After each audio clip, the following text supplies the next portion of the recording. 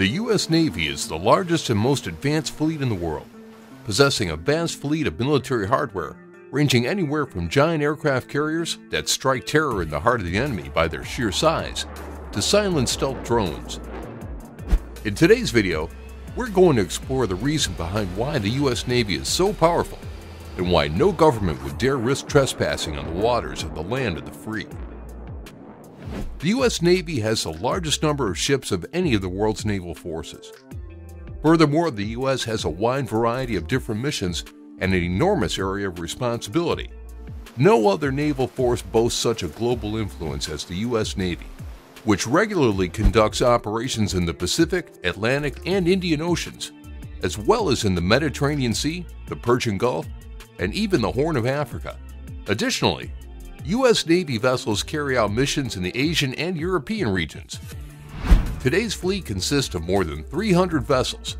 The number of operating ships is planned to increase to 305 units by 2021, and by 2049, according to a 30-year shipbuilding plan, the U.S. intends to expand to 355 ships. First, we'll start with what immediately catches the eye, literally. We'll begin with the aircraft carriers. These steel masters of the seas and oceans have long since become the very hallmark of the U.S. Navy. The terrifying power of American aircraft carriers is one of the most effective tools for deterring hostile forces without having to rely on nuclear weapons. Also, the U.S. Navy's record for the number of aircraft carriers still remains unattainable for other countries, both in terms of engineering intellect and budget size. There are currently two active classes of nuclear-powered aircraft carriers, the Nimitz and the recently onboarded Gerald R. Ford. The newest aircraft carrier, Gerald R. Ford, which inherited its name from the 38th President of the United States, entered service in 2017 and is capable of carrying up to 90 aircraft units and helicopters. More than $17.5 billion of budget funds and over 757 liters of paint were expended during its construction. The ship measurements come out to 1,106 feet long and 256 feet wide, and it weighs about 100,000 tons. It stands as tall as a building several dozen stories. Thus, the Gerald R. Ford, in and of itself, is an entire mini-navy capable of moving anywhere on the globe. This allows the U.S. Navy to deploy its aircraft in the shortest time possible, thus minimizing dependence on not only grounded U.S. military bases, but foreign military bases as well. The aircraft carrier wing is capable of eliminating hundreds of targets on a daily basis for quite literally several weeks, non-stop. Meanwhile, the Nimitz class is gradually moving to retire. The Navy currently plans to have 12 aircraft carriers by 2049.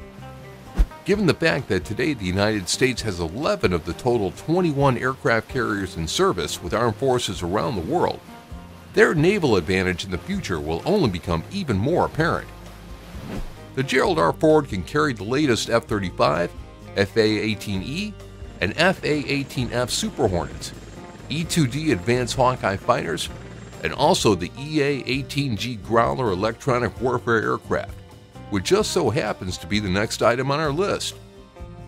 As the successor to the successful F/A-18F Super Hornet, the EA-18 Growler is an electronic attack aircraft that has the characteristics of a fighter. It replaced the older EA-6B Prowler.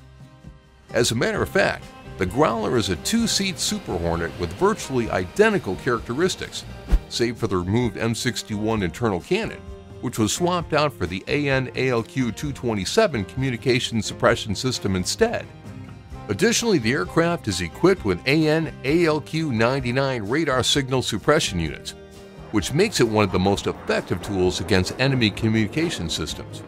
Among the key capabilities of Growler worth highlighting, we have the following: suppression of enemy air defenses with the assistance of UAVs, jamming of ground communications and radars, as well as actual strikes on them via anti-radar harm missiles, remote countermeasures and jamming of air defenses, enemy onboard early warning platforms and enemy fighters, a classified maneuver by the Growler known as the unconventional electronic attack. The EA-18 also carries AMRAAM air-to-air missiles for the purpose of protection, and is equipped with a multi-mode AESA APG-79 radar, to which was also added an advanced control system on the helmet. As of May 2014, the United States has 114 EA-18s. The cost of just one such aircraft totals more than $100 million.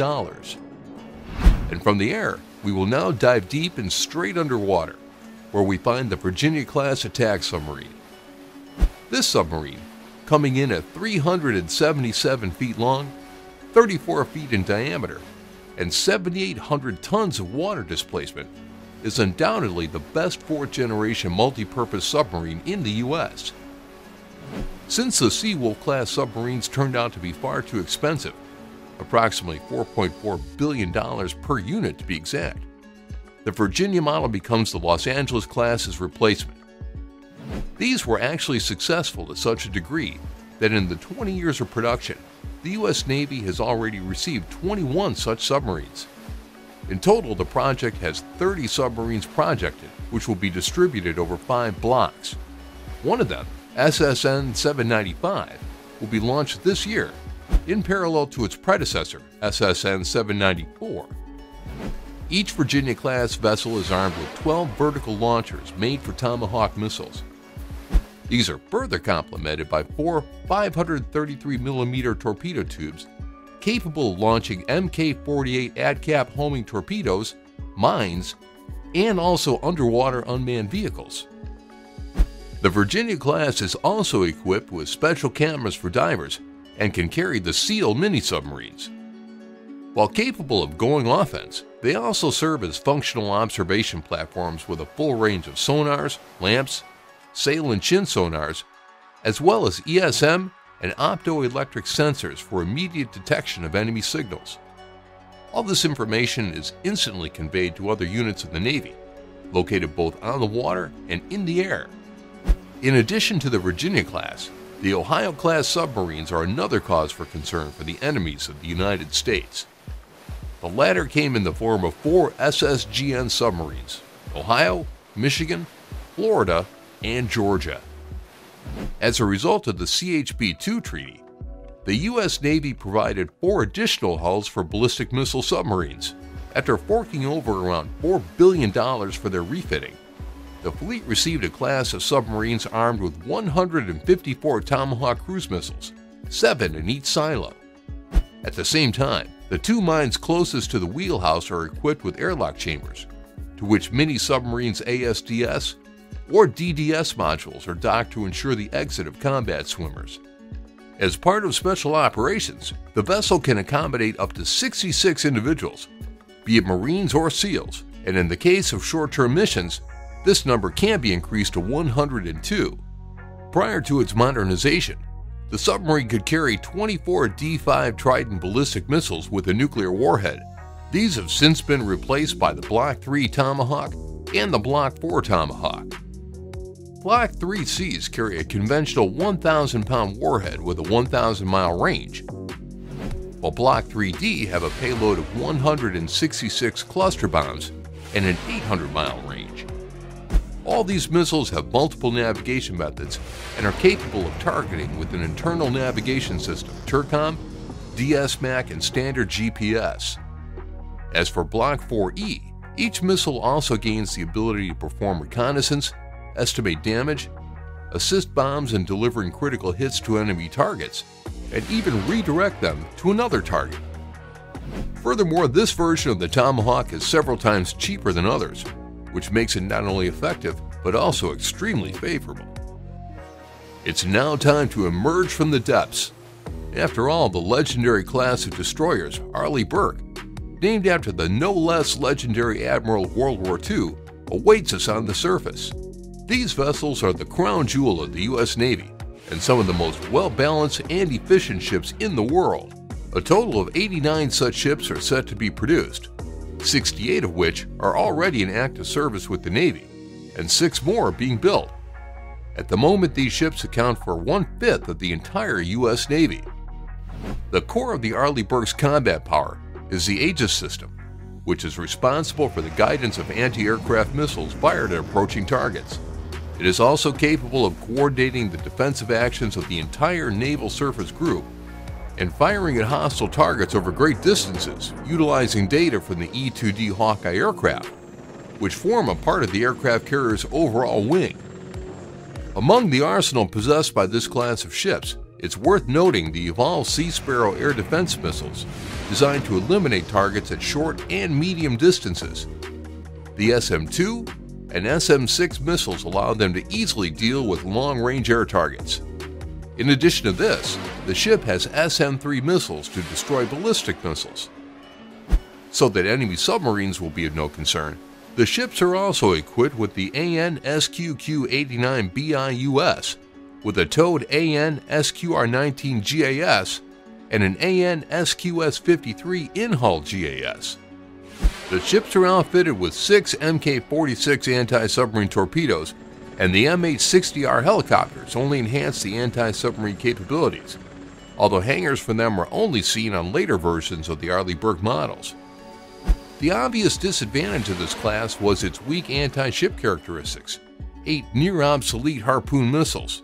The reason behind this was at the time of the Arleigh Burke's creation, a real surface threat to them simply did not exist.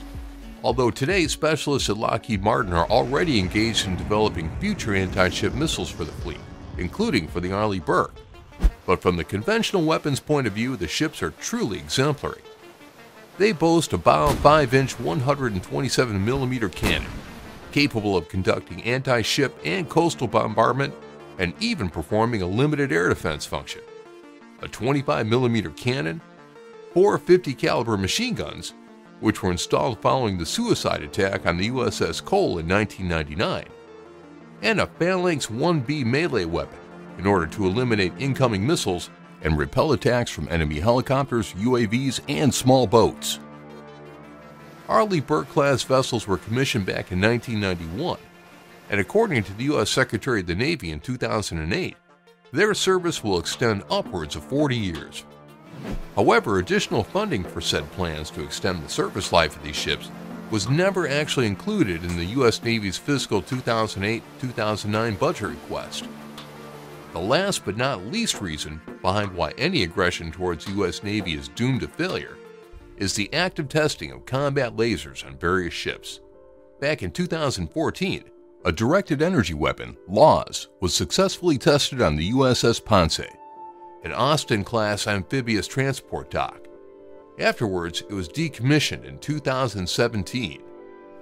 There are also plans to test lasers within the Arleigh Burke class, namely on the USS Preble. Using data obtained during tests, American engineers will be able to improve on their developments to create the most powerful laser weapons capable of being installed on U.S. Navy vessels. And although the Geneva Convention forbids the aiming of lasers at people, we can safely assume that the directed detonation of explosive ordnance and fuel reserves on enemy ships will inevitably lead to rather lethal consequences for the crew, which would be yet another nightmare for anyone hostile to the American Navy. So do you think anyone would be so bold as to attack the U.S. Navy? Let us know your opinion in the comments below. And if you enjoyed today's video, please leave a like, and don't forget to subscribe to the channel for more content like this. Thank you, and we'll see you in the next video.